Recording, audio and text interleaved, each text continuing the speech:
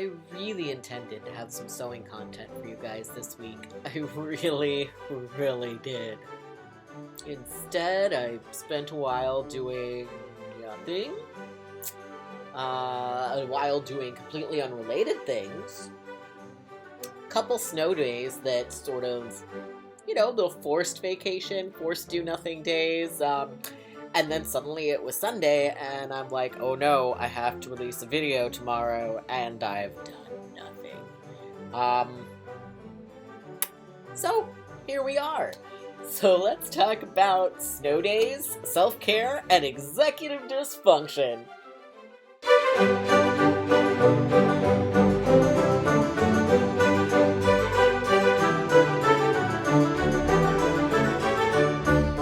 Hello again, my fellow kindred spirits, dear hearts, and fellow feral gremlins. It's I, Aiden, back again, not with sewing content like I planned. Whew. I hope you guys are all staying warm and have power. I know it has been an interesting weather week for many people. We here in Portland did have a couple days of snow. Mostly it was a lot of people playing and having fun, a couple days of the roads being awful and not really going anywhere, and one really bad ice storm that knocked out trees and power lines, and we had 24 hours without power. I consider myself very lucky and grateful that that was all, because I know many people, especially in Texas, have had it a lot worse this week, so 24 hours, that is handleable. We'll talk more about that later. So based on the fact that nothing went according to my plans, per se, for the last 2 weeks, I figured this would be a great time to talk about executive dysfunction. One thing I really want to do with this channel, in addition to sharing content, is be really personal with you guys and vulnerable and talk about my mental health struggles, because I know I'm not alone in them. And if I can share about them, it'll help other people realize they're not alone in them too. So what is executive dysfunction? So I've got a link down in the description to a really good article, as well as a few fun tweets and Tumblr posts on the subject. But basically, executive function is what enables us as humans to plan, focus attention, remember instructions, manage multiple tasks. So, executive dysfunction describes a range of cognitive, behavioral, and emotional difficulties. People with executive dysfunction struggle with time management and planning and problem solving and organization and decisions. And it often will show up in tandem with depression, anxiety, OCD, ADHD, other neurodivergence. It's all related, and they can interact with each other and affect each other. It can mean inability to do a task even if you want to do it or know that it has to get done. It could mean doing a task that isn't the one you want to do, or literally not being able to make a choice or take an action at all. Which, in a time where self-care is really, really important and already harder than normal or before a pandemic, since our out-of-home activities are limited and some of the things we used to do for self-care aren't available, piling on this need for self-care and adding executive dysfunction, it's just, it's a lot. Now, when you describe executive dysfunction to people, especially maybe more neurotypical people, they're often going to be like, oh, so it's just procrastination. Yeah, there's stuff I don't want to do either, and so I just, decide not to, and I'll do it later. And it's so much deeper than that. It's like, really, it's psychological, and it's like, you may want to do it. You could be looking at that pile of dishes and know, hey, it's gross, it stinks, I don't want them there, I need dishes to eat off of. And then you just can't. You cannot make yourself go deal with it. It's a thing. It's a real scientific thing. But to put a little bit of light on the subject, and also just to kind of help put us in perspective, let's talk about some real examples and put all this into better context. Okay, I love this tweet from Beatrix, which was, I don't know who needs to hear this, but it took me 2 weeks to face 1 dish rack's worth full of dishes. I don't know how I broke through today, but it took me 1 hour tops. Executive dysfunction is real. I believe you. This is this was the thing. For Harrison and I, what we have found lately a lot is, like, we can do half of it. Like, I will get the ability to, like, yes, I've cleaned all the dishes. I did it. And so they're clean, and they move into the dish rack to dry, or they go into the dishwasher, and I even run it. And then they live there, in the dish rack or in the dishwasher. They're clean, and we'll just take clean plates from there and never put them away. It's like, well, I did half of it, and you know what? That's okay. This one was a call out for me. Is anyone else on the level of executive dysfunction that's just a giant bin in the closet for clothes because you know you won't fold them or hang them up? Yesterday, we finally put away a literal mountain of clean laundry. It was clean. I had, over the last month, convinced myself to do a load of laundry here and a load of laundry there. And then they would live in the dryer for a few days. And then eventually I would get the impetus to do another load of laundry. So I'd have to move that out of the dryer, and it would go into a pile on a dresser that we have in our room. And then I just kept adding to the pile. So we had a mountain of clean clothes. And we were just picking clothes out of that pile. And could not bring myself to fold it when it was small, and then by the time it got big, well, then it was just like, no, this is too much. I cannot fathom tackling this. And I'll talk more about how I got around that in a little bit. As anybody who creates art, writes, content creation of any sort, videos like this, it's a struggle. I mean, like I've said, that's why I'm doing this instead of the content I had hoped to create for this week. So this tweet is really good.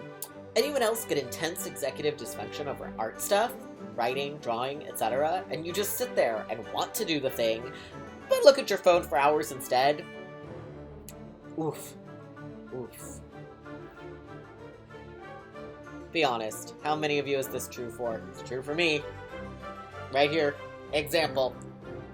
And then I found these couple Tumblr posts. And again, I'm using humor to both give really tangible examples of executive dysfunction and to bring a little light to it, because it can get frustrating and depressing and cause you anxiety. So I'm just trying to put a little levity into it. So here's a great post from Unapologetic Audie. Executive dysfunction in a nutshell. And I love this comic anyway. That's usually the no-take, only throw with the dog, but it's, I feel unproductive. Okay, let's get something done then. No productivity, only guilt. Yeah, no. That little angry dog. I love his eyebrows. I love every version of this comic. How about this one? I'm literally begging you to do the one task you need to do. My brain. Hey, King, I can't do this today. Heart.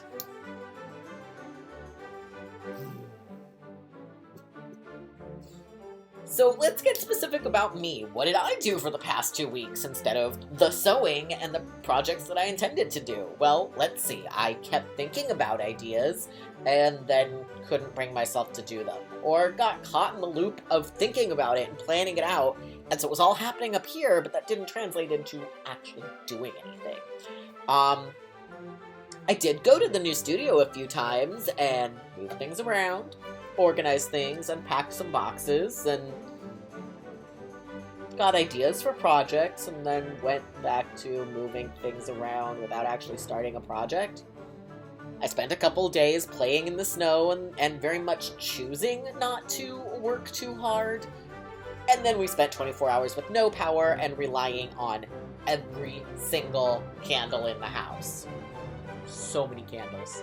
I really do love candles, you guys. But yeah, going to the bathroom by candlelight. That's a thing.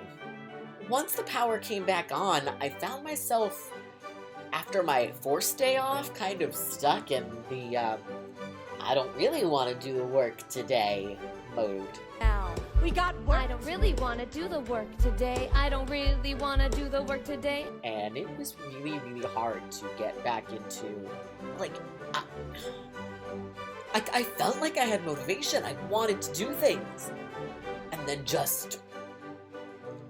It sometimes feels like there's this invisible brick wall. You're like, yes, I'm gonna do the thing. Whoop, right into it. And then just nothing. And you don't really know why. Why can't you just do the thing? And that comes back to even that comic. You feel this guilt that you didn't do the thing. It's not that you didn't try. It's that your brain self-sabotages and doesn't let you do the thing. I did finally get a burst of energy and felt the need, like, no, I can't just sit here. I have to do things. So, great time. Go create something, sew something, work on a project. No. I rearranged the living room. That was totally the best use of my time. I really liked the new layout, though. So basically, the last 2 weeks for me has been about equal parts doing something and doing nothing. But the key here is that when I was doing something, it wasn't really the thing I wanted to do or should be doing. And when I wasn't doing anything, I was still caught in this constant mental loop of, this is what I should be doing. Why can't I just do it? So, yeah. Oof. Another way this shows up a lot is food.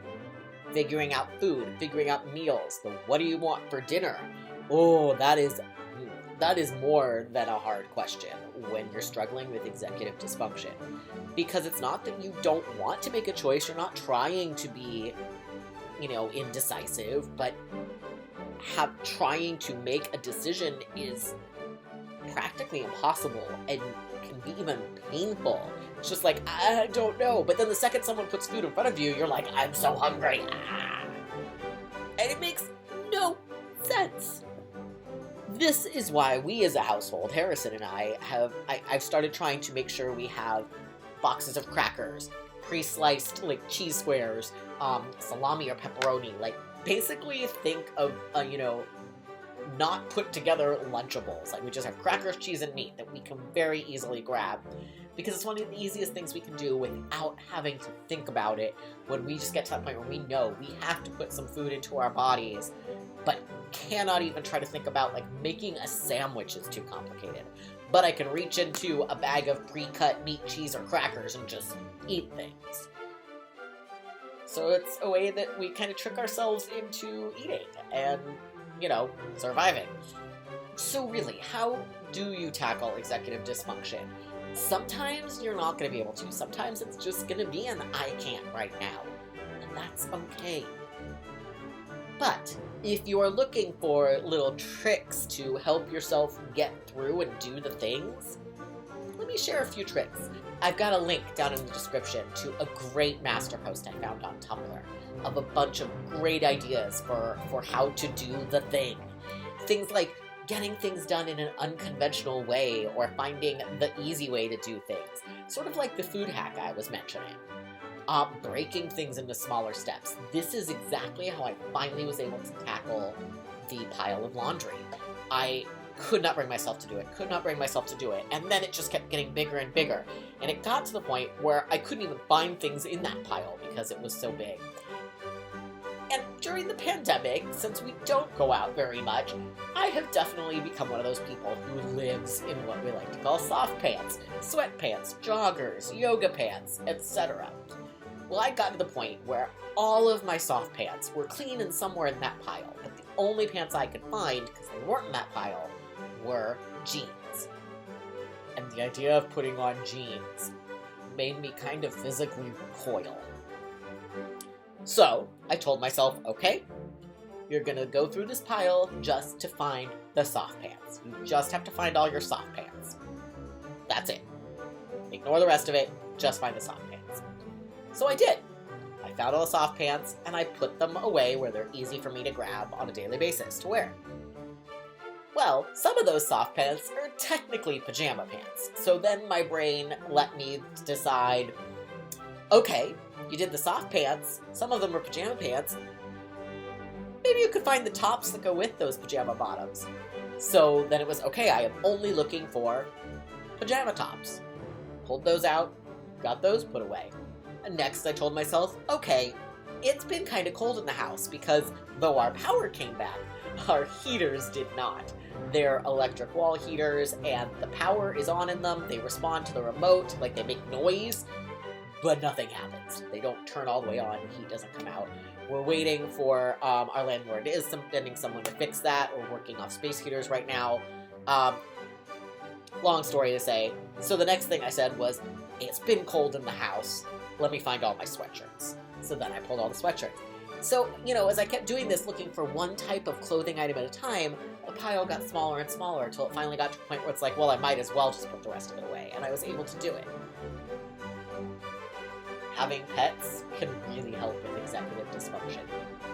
Because it's not just you kind of get forced to take care of them. For example, our dog Milo, he has to go on potty walks. We don't have a yard, I can't just send him outside. I have to physically put his leash on him and take him out.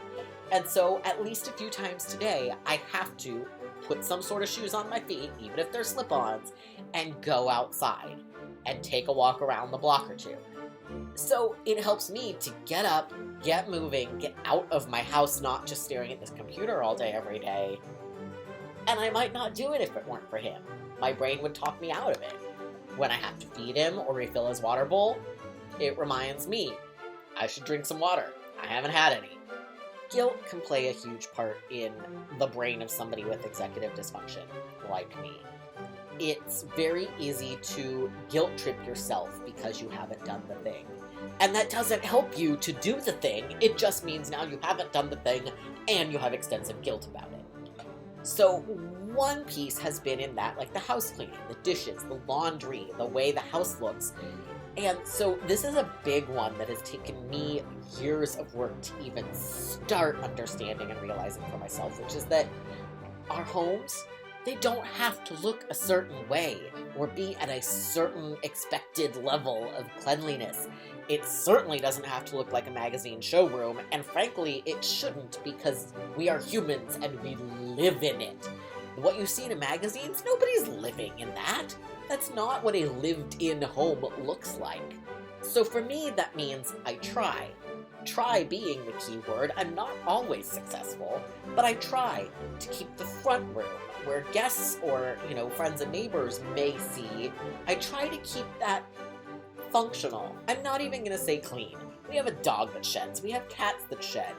We have executive dysfunction. It's not going to be spotless, but I try to at least make sure there's plenty of room for walking, there are seats for sitting, and there are clean glasses to offer people a beverage. On the other hand, our bedroom, which no one sees, might have a mountain of laundry in it, or an assortment of partially empty cups. And that's okay.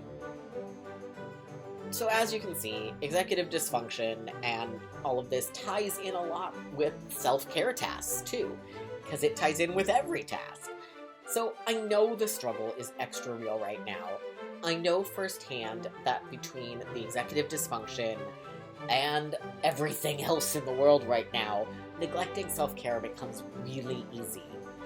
I'm learning to not put myself last on my to-do list, but it's an ongoing process. So when it's a struggle, what else can I do? So for me, I have like a little self-checklist. And these are the things that this is the absolute basics of survival self-care. And it's just a checklist I go through when I'm not sure when the last time I've done something is, or if I'm feeling really crappy. And it's, when did I last drink water? When did I last eat? I'm not even talking quality of food, just putting some sort of food into my body. When did I last get up from my chair? Moving can be hard, but even if it's walking from the office to the living room to check on the pets, or get a glass of water, or even walking from here to the bathroom, just getting up and moving at regular intervals.